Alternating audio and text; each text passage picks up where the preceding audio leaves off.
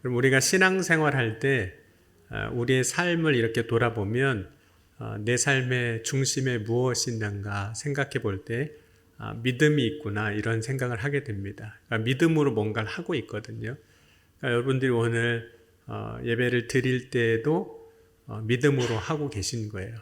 또 교회에서 어떤 직분이나 어떤 일을 맡아서 그 일을 하게 될 때에도 믿음으로 하고 있는 거예요. 물론 항상 그런 거는 아니지만 그렇죠? 어떤 때는 하기 싫은데도 하고 억지로도 하고 어떤 때는 끌려 나와서도 하고 그렇지만 어쨌든 믿음으로 하고 있는 거거든요.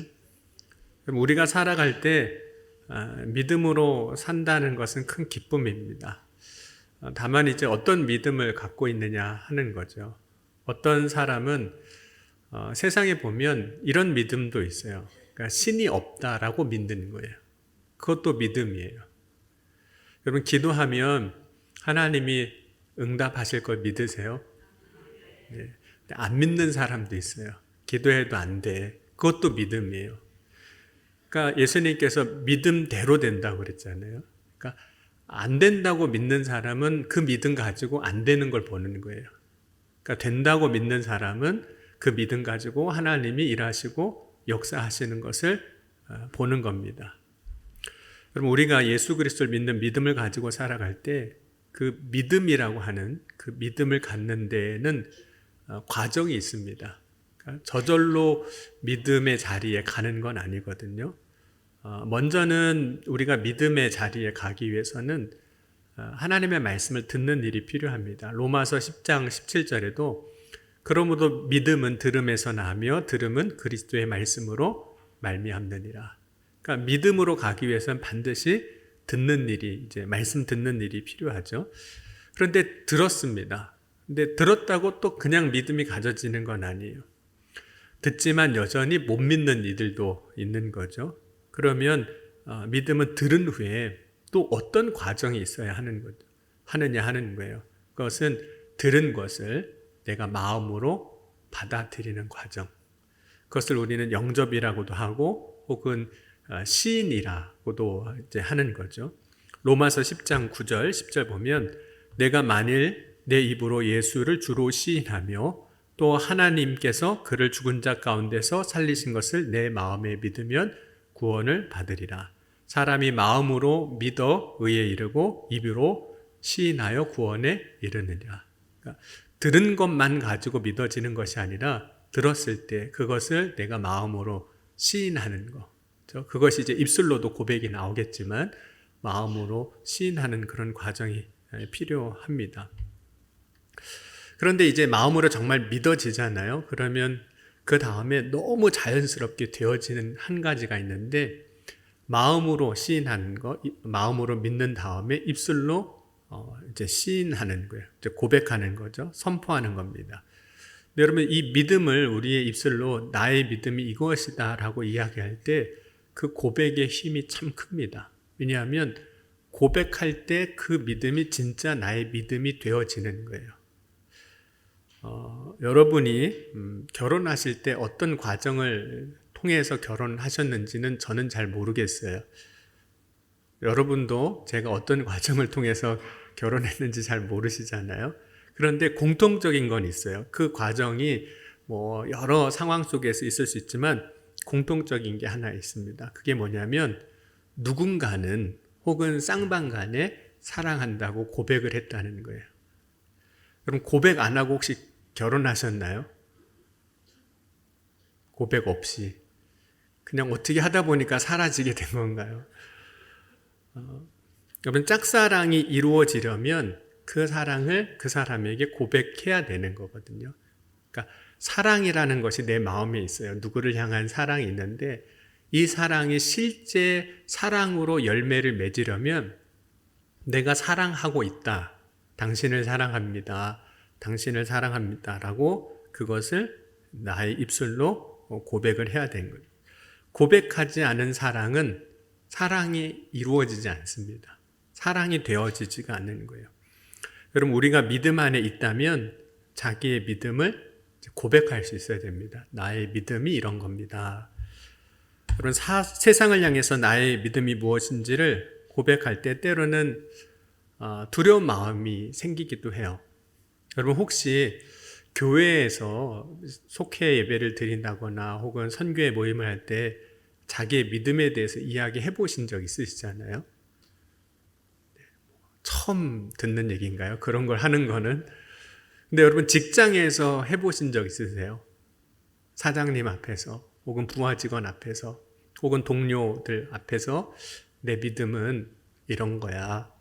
나 예수 믿는 사람인데 나의 믿음은 이거야. 이야기를 해보신 적 있으신가요? 혹 뭐 해볼 수도 있어요. 뭐 그 교회 회사 안에 뭐 신우회가 있다든지 그래서 모임이 있다든지 하면 또 할 수도 있겠지만 대부분은 자기의 믿음에 대해서 이렇게 이야기하지 못하는 경우가 많습니다. 두려움이 있어요. 그것에 대해서 이야기하는 것에 두려움이 있습니다. 믿음에는 크게 두 개의 영역이 있습니다. 첫 번째 영역은 개인적인 영역이에요. 두 번째 영역은 공동체 영역이라고도 할 수 있습니다. 우리가 믿음이라고 말할 때 그 믿음은 사실 각각이거든요. 사실 제가 말하는 믿음과 여러분이 말하는 믿음이 다를 수 있어요. 다른 신앙을 가져서라는 게 아니에요. 믿음이라는 본질은 다르지 않습니다. 그런데 이 믿음이라는 것이 개인의 영역 안에서 그 믿음의 상태, 믿음의 수준이 다를 수밖에 없다라는 거예요. 어떤 사람은 어린아이와 같은 믿음이 있을 수 있고 어떤 사람은 정말 모든 것을 다 할 수 있는 장성한 분량에 이른 사람이 있을 수 있는 거죠. 그래서 그 믿음이 각각이라는 거예요. 믿음이라는 본질은 똑같은데 각각 다른 믿음 안에 지금 있다는 거죠. 그래서 다른 믿음 안에 있기 때문에 감당할 수 있는 것도 다릅니다. 믿음으로 할 수 있는 사람이 있고 아직 그것을 이제 감당하지 못하는 영역이 있는 거죠. 그래서 믿음은 개인적인 영역이 있다라는 겁니다. 예를 들자면 어떤 사람은 자신의 전부를 헌신할 수 있는 그런 믿음도 있어요. 그러나 어떤 사람은 예수를 안 믿는 건 아니에요. 예수님이 나의 주님이시고 나의 구원자시고 십자가를 통해서 내가 죄사함 받았다라는 걸 알지만 믿음 안에서 아직 하지 못하는 부분이 있다는 거죠. 아직 성장하지 않은 부분이 있는 거예요. 그러면 아이가 태어납니다. 그런데 그런 걷지 못하고 뛰지 못한다고 해서 부모가 책망할까요? 너는 돌이나 돼가지고 축구도 못하고 돌이나 돼서 운동도 못하냐고 그러는 사람은 아무도 없습니다. 다만 그 아이가 더 잘 걸을 수 있도록 더 잘 성장할 수 있도록 이제 도와주는 거죠. 때로는 걷다가 넘어지기도 하고 뛰다가 자빠지기도 해도 그때 이제 일으켜 세워주고 격려하고 힘을 더해주는 거죠. 여러분 믿음 안에 있어서 개인의 영역이 있다고 했지만 이 공동체 영역이 있는데 이 공동체 영역 안에서 우리의 신앙생활의 모습을 한번 살펴봐야 됩니다. 여러분 다 다르잖아요, 믿음이. 근데 여러분 어떠세요? 아직도 저걸 못하나? 이런 생각이 드세요? 어떤 집사님을 보면서 아니 신앙생활을 몇 년을 했는데 아직도 그래. 이런 생각이 드세요? 그럼 우리가 신앙생활을 할 때 신앙생활은 결코 혼자 하는 게 아닙니다. 실제로 우리는 공동체 안에서 하고 있어요. 저와 여러분이 이 청량리교회 믿음의 공동체 안에서 신앙생활합니다. 그런데 이 믿음의 공동체 안에 있기 때문에 함께 기도할 수 있고 함께 예배할 수 있어요. 그것이 우리의 믿음을 자라게 하는 거예요. 그래서 믿음은 개인적인 영역이 있지만 공동체적인 이런 성격을 갖고 있는 거죠. 그럼 신앙생활 할 때 특별히 믿음의 공동체가 필요한 이유는 공동체가 없으면 쉽게 그만두거나 포기하기가 쉽다는 겁니다. 공동체는 믿음을 붙잡아 주는 역할을 합니다. 여러분 속회 예배 드릴 때 혼자만 드리는 속회가 있을 수도 있어요. 근데 여러분 혼자만 드리다 보면 어떻게 될까요? 이제 안 해요. 여러분 교회를 이제 개척하시고 이제 목회를 시작하신 어떤 분이 그런 이야기를 하시더라고요. 처음에 개척할 때 뭐 사람이 없잖아요. 그러니까 혼자 설교하는 거예요. 아무도 없는 상황에서도 혼자 예배를 인도를 하셨다는 거예요. 그럼 개척교회에 새 신자가 오면 반가운 걸까요? 두려운 걸까요? 반가운 거잖아요. 그런데 어느 날 교인이 왔는데 두렵더래요.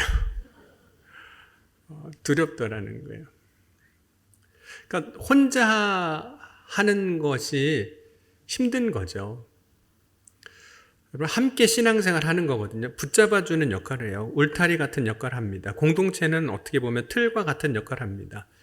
우리가 혼자 있을 때는 틀이 잡히지 않습니다. 혼자 있을 때 틀이 잡히지 않는 이유가 있어요. 혼자 있으면요, 제멋대로 해도 누가 뭐라는 사람 하나 없습니다. 그러니까 혼자 하는 거예요. 그러니까 틀 없이 하는 거죠. 그런데 공동체가 있으면 그 안에서 틀이 잡히기 시작해요. 일정한 틀이 잡힙니다. 모양을 만들어주는 거죠. 믿음의 건강한 모습을 만들어주는 겁니다. 그 건강한 모습을 만들어줄 때 때로는 다듬기도 하고 쓰다듬어주기도 하고 위로하기도 하고 책망하기도 하는 그런 역할들이 공동체 안에서 다 일어나기 때문에 그렇습니다. 그래서 믿음은 공동체 안에서 자라는 거예요. 그래서 믿음은 개인적인 영역이지만 공동체적인 특성을 갖고 있는 겁니다. 근데 여러분 신앙 공동체를 갖고 있다는 것이 감사한 거예요. 자, 옆에 있는 분들에게 인사 이렇게 하셨으면 좋겠습니다. 집사님이 계셔서 너무 감사해요. 권사님이 계셔서 장로님이 계셔서 너무 감사해요. 네.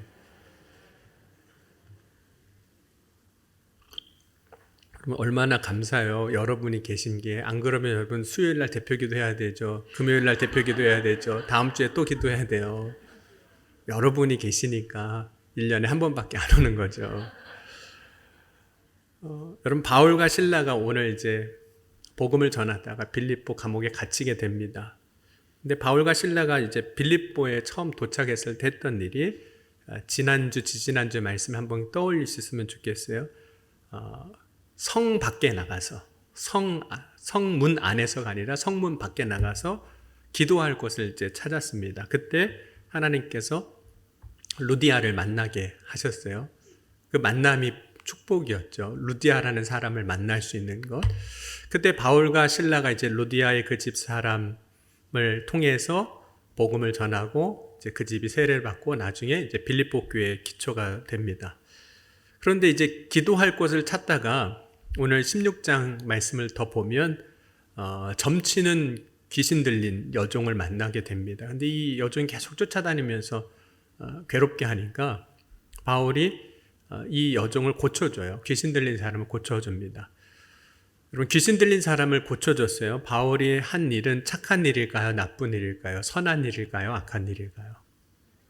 선한 일을 한 거죠. 여러분 우리가 보통 기대하기를 선한 일을 하면 그 다음에 어떤 게 돌아오기를 바랄까요? 뭐 칭찬이라든지 아니면 하나님이 주시는 상급이라든지 선한 일에 대한 보상. 우리가 어떤 선한 일을 했을 때 하나님께서 그 일에 대해서 좋은 것으로 갚아주시기를 이제 기대하는 마음이 있습니다. 그런데 여종을 고쳐줬어요. 귀신 들린 자 선한 일을 했는데 바울에게 그 다음에 그 일로 인해서 닥친 일이 뭐냐면 감옥에 가게 돼요. 빌립보 감옥에 갇히게 됩니다. 왜 감옥에 가게 됐을까요? 여러분 왜 감옥에 가게 됐을까요? 여러분 우리가 어떤 일을 경험하게 될 때 혹은 어떤 사건들을 만나게 될 때 우리는 왜? 라는 질문을 꼭 하게 되어 있습니다. 뭐 어려운 일을 당했어요. 그런데 이런 사람 있을까요? 그러게 말입니다. 별로 없어요.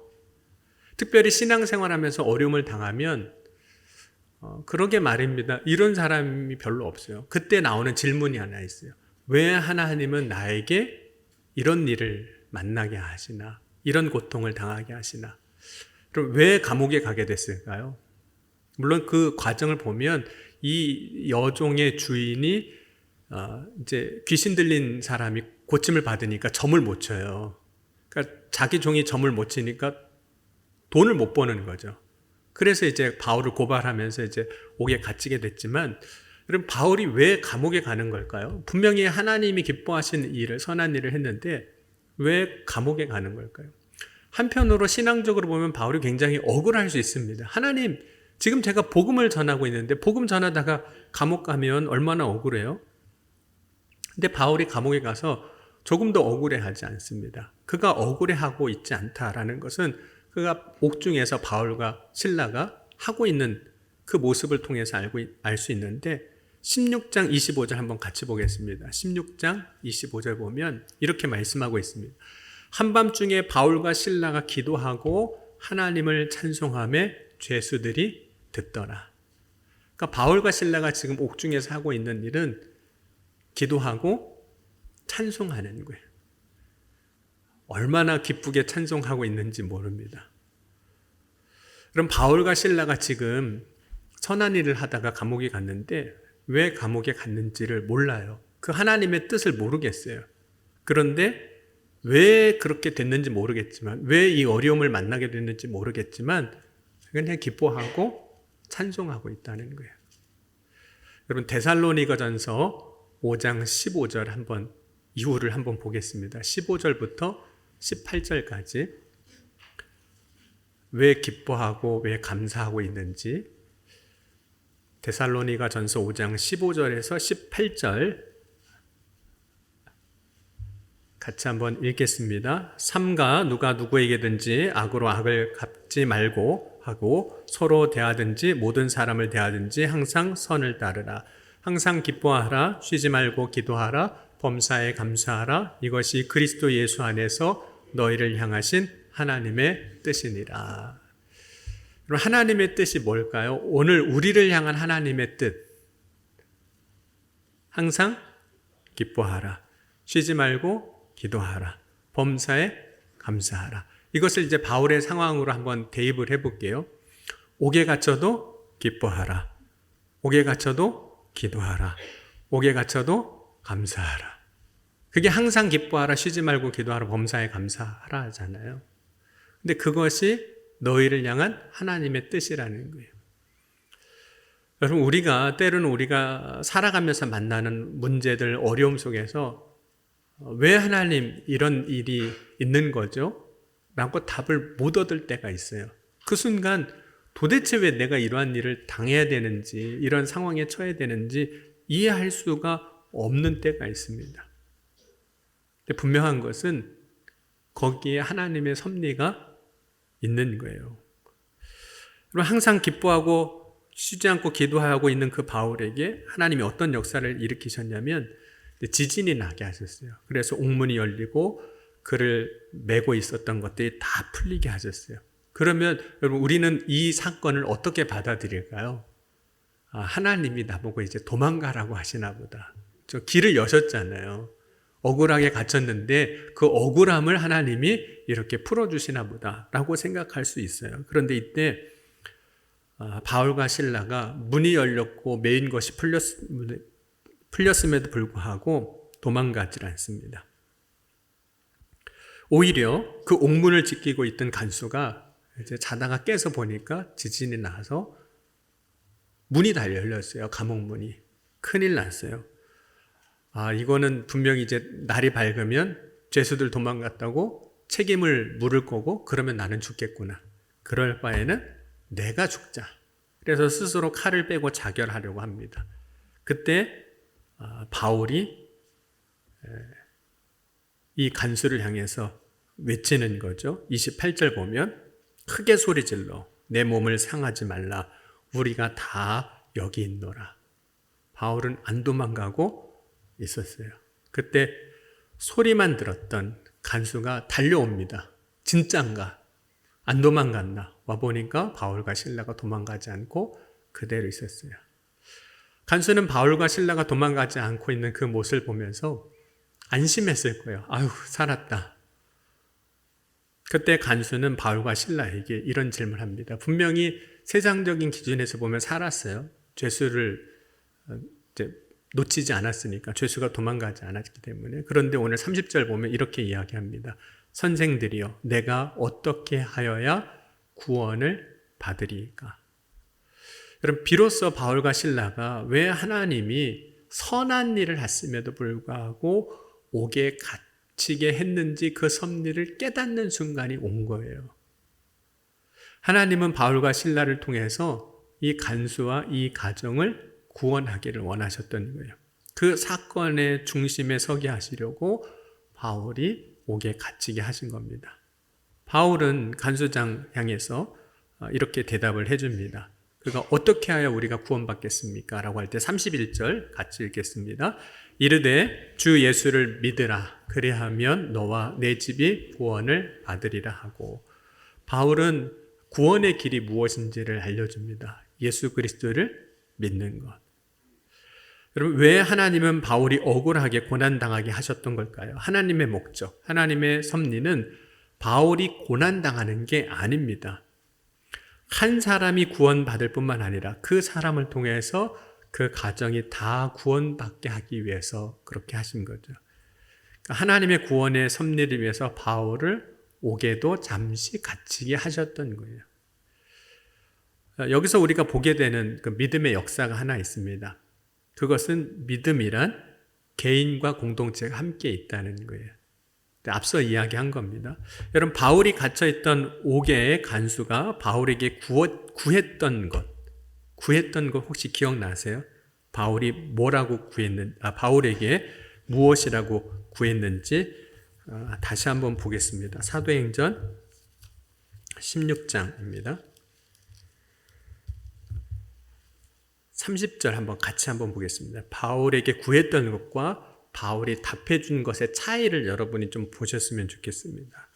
30절에 그가 구한 것이 있어요. 30절 한번 같이 읽겠습니다. 그들을 데리고 나가 이르되 선생들이여 내가 어떻게 하여야 구원을 받으리이까 하거늘.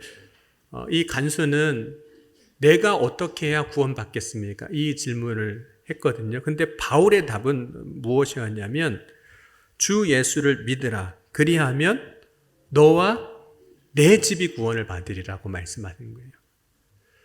지금 사실 이 간수의 입장에서는 내가 구원받는 거에 대한 관심이 있는 거예요. 내가 어떻게 하면 구원받겠습니까? 하니까 바울은 너만 구원받는 것에 대한 이야기를 하는 것이 아니라 너와 내 집이 구원을 받으리라.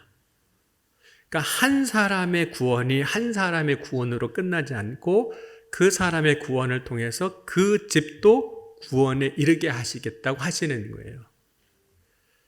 그러니까 개인의 믿음이 개인의 믿음으로 끝나지 아니하고 가정이라는 공동체의 구원으로까지 하나님은 일어나게 하신다는 말씀인 거죠. 그럼 바울은 먼저 간수에게 복음을 전했습니다.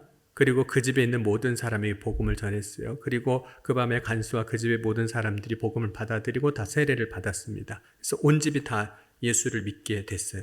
우리 33절, 34절 한번 같이 읽겠습니다. 그 밤에 그 시각에 간수가 그들을 데려다가 그 맞은 자리를 씻어주고 자기와 그 온 가족이 다 세례를 받은 후 그들을 데리고 자기 집에 올라가서 음식을 차려주고 그와 온 집안이 하나님을 믿음으로 크게 기뻐하니라. 그래서 이 간수가 처음에는 내가 어떻게 하면 구원받겠습니까? 했지만 결국은 이 간수를 통해서 누구까지 구원받게 하셨을까요? 온 집이 다 하나님을 믿었다. 그래서 크게 기뻐했다. 그러니까 한 사람을 통해서 그 가정이 다 구원받은 거예요. 근데 한 사람으로부터 한 가정이 다 구원받기까지 이른 시간을 보면 오늘 사도행전 16장에 나오는 이 가정 안에 일어난 믿음의 역사는 굉장히 짧습니다. 하루아침에 정말 온 집이 다 믿게 됐어요. 한 사람을 통해서 온 집이 다 구원받았습니다. 근데 오늘 우리가 봐야 할 것은 얼마나 빠른 시간 안에 이 모든 일들이 이루어졌느냐가 아닙니다. 때로는 한 사람을 통해서 그 가정이 구원이 이르기까지는 참 긴 시간이 걸릴 수도 있어요. 아마 대부분 오늘 혼자 나와서 예배드리는 혼자 신앙생활 하는 분들은 이 말씀에 조금 공감이 되리라 싶어요. 야, 나를 통해서 하나님이 우리 가정을 구원하시는데 왜 이렇게 힘든가? 그게 참 오래 걸리게 느껴지거든요. 지금 신앙생활을 하는 분들 중에 나는 신앙생활은 시작했지만 아직 가정 구원에까지 이르지 못한 분들이 계실 거예요. 쉽지 않다. 알고 있습니다. 그런데 분명한 것은 한 사람을 통해서 그 가정이 구원받는 역사를 이루어 주시는 것이 하나님의 뜻이라는 거예요. 그래서 결국에는 한 사람을 통해서 그 가정이 다 예수 믿게 하신다는 거죠. 그게 이제 오늘 보여주는 말씀이에요. 그럼 믿음의 가정이 세워지는 것은 한 사람이 신앙생활할 때 매우 중요한 자원이 되는 겁니다. 그 사람이. 그러니까 신앙생활, 믿음이 나로부터 시작이 되는 거예요. 그런데 한 사람에게 신앙이 들어가기까지 하나님의 구원을 갈망하고 소망할 때 그 사람은 사실은 고통을 통과했다는 거예요. 여러분 사실 이 구원의 과정이 하루라는 짧은 시간에는 다 이루어졌지만 이 간수의 삶을 한번 생각해 보면 어느 날 갑자기 죄수가 도망간 줄 알고 그 책임이 나에게 다 올 것 같아서 자결하려고도 했잖아요. 얼마나 그 순간 그 삶의 고통을 경험했겠습니까? 자신의 삶에서 평탄할 때 구원을 소망한 것이 아니라 자신의 삶에 마치 벼랑 끝에 선 것 같은 그 순간에 하나님의 구원을 소망하게 된 거죠. 고통의 순간 하나님을 찾게 됩니다. 고통의 순간 구원의 길이 열리는 것을 보게 되는 거예요. 그런데 그때 하나님께서 그 고통의 순간 벼랑 끝에 서 있는 그 간수에게 하나님의 사람을 만나게 하셨던 거예요. 바울과 실라를 만나게 하신 거예요. 그러니까 여러분 하나님의 구원의 역사를 우리가 계속해서 보면 그 구원의 역사에 접촉점이 하나 있는데 그것이 만남이라는 겁니다. 믿음의 사람을 만나게 하시는 거예요. 그 만남을 통해서 구원이 이어지게 하시는 거예요. 그러니까 여러분 혹시 여러분의 남편 혹은 자녀 아직 예수를 안 믿고 아직 교회 신앙생활 안 한다고 해서 너무 걱정 안 하셔도 됩니다. 왜냐하면 여러분을 그 만남의 접촉점으로 이미 삼으신 거예요. 그걸 통해서 분명히 하나님은 그 가정의 구원의 역사를 이루어 주실 줄 믿습니다. 그러니까 여러분을 축복의 통로로 이미 삼으신 거예요. 그 사람을 통해서 전도가 이루어지고 가족 구원이 이루어질 겁니다. 근데 문제는 그게 이제 빨리 됐으면 하는 거잖아요. 빨리. 정말 신라가 바울이 이 간수장을 만났을 때 그 가족에게 다 복음을 전하고 다 예수 믿고 구원받은 것처럼 빨리 좀 됐으면 좋겠는 거죠. 그럼 가족 구원을 위해서 먼저 예수 믿는 사람이 해야 할 역할이 있는데 징검다리예요. 그러니까 복음과 그 예수를 알지 못하는 사람을 연결하는 그 만남의 접촉적 역할을 이제 하는 거죠. 복음이 전하여지는 겁니다. 그 접촉을 통해서. 그런데 여러분 자신이 예수를 믿게 되는 한번 과정을 생각해 보세요. 누군가의 설득으로 예수를 믿게 되셨나요? 누군가가 설득을 했어요. 왜 예수 믿어야 하는지.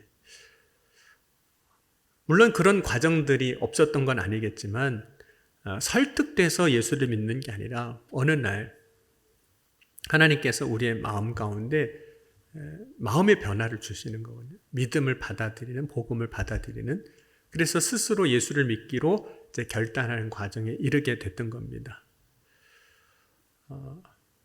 그 안에 하나님의 역사가 있는 거예요. 그러니까 분명히 접촉하는 과정에는 사람이 있었지만 정말 믿게 하는 역사는 하나님이 하시는 거거든요. 여러분 오늘 우리가 가족 구원을 위해서 해야 할 것은 하나님을 믿는 겁니다. 다시 한번 보겠습니다. 우리 31절 한번 다시 천천히 잘 읽어보셨으면 좋겠어요. 하나님을 믿는다. 믿는다는 게 뭔지 다시 한번 읽겠습니다. 이르되 주 예수를 믿으라. 그리하면 너와 내 집이 구원을 받으리라 하고. 여러분 우리가 가족 구원을 위해서 때로는 기도할 때 우리가 자꾸 뭘 하려고 해요. 그래서 어떤 때는 특별히 자녀들 이렇게 교회 신앙생활 하게 하고 싶을 때 조건을 걸기도 하잖아요. 교회 가면 뭐 해줄게. 그렇죠?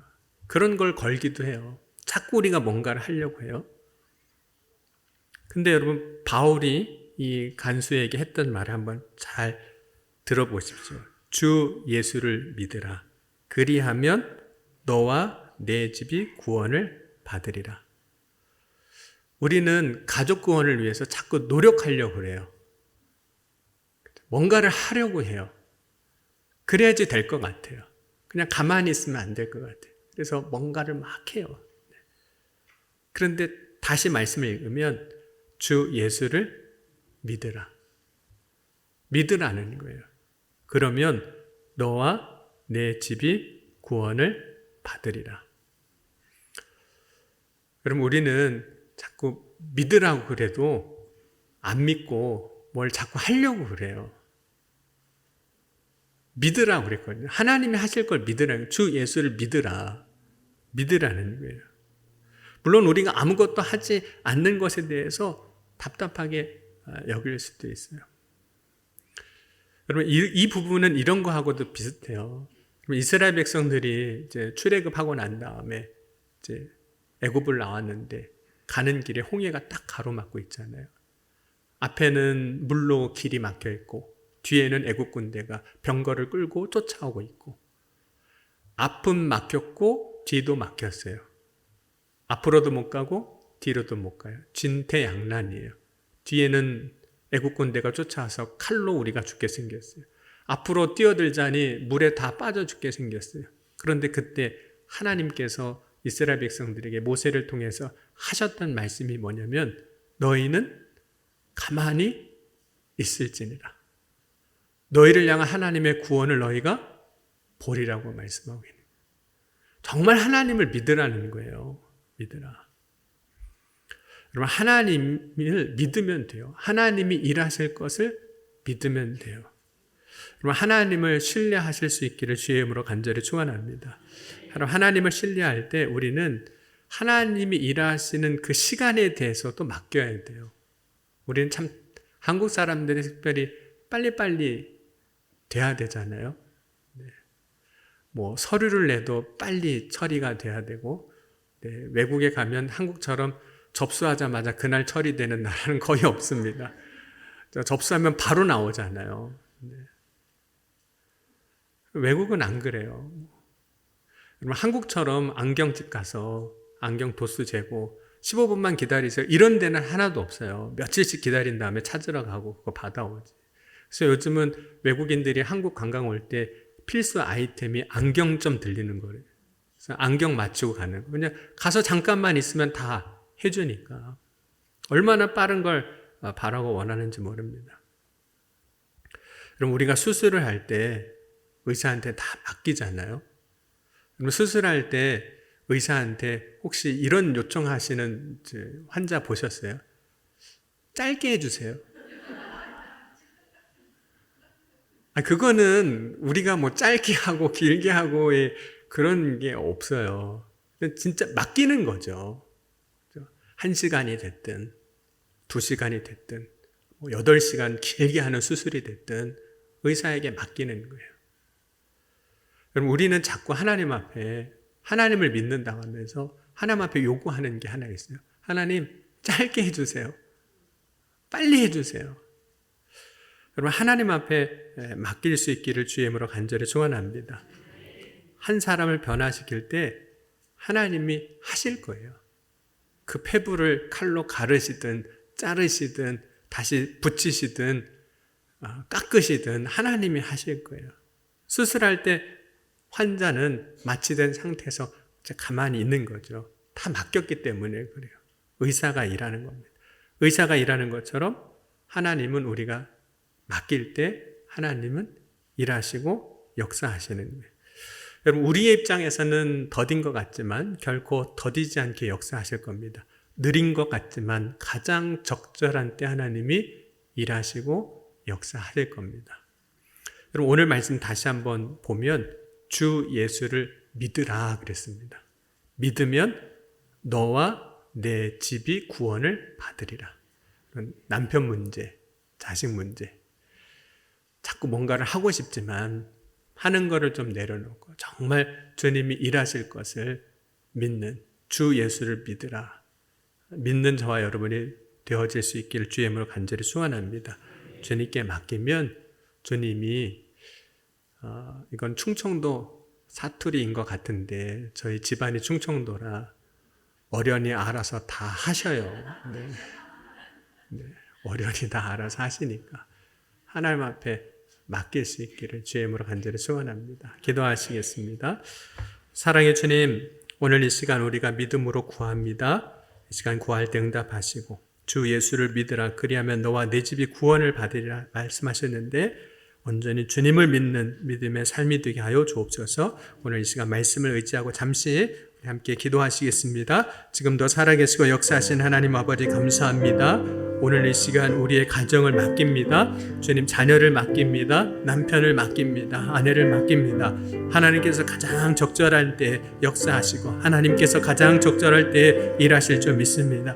주 예수를 믿으라 그리하면 너와 내 집이 구원을 받으라고 하셨으니 오늘 이 시간 주님이 하실 것을 믿겠습니다. 주님을 신뢰합니다. 온전히 믿음으로 서게 하여 주옵소서. 오늘도 주님께서 우리 가운데 놀라운 은혜를 허락하여 주신 점 있사오며 사랑이 많으신 우리 주 예수 그리스도의 이름으로 감사하며 간절히 축복하며 기도하옵나이다. 아멘.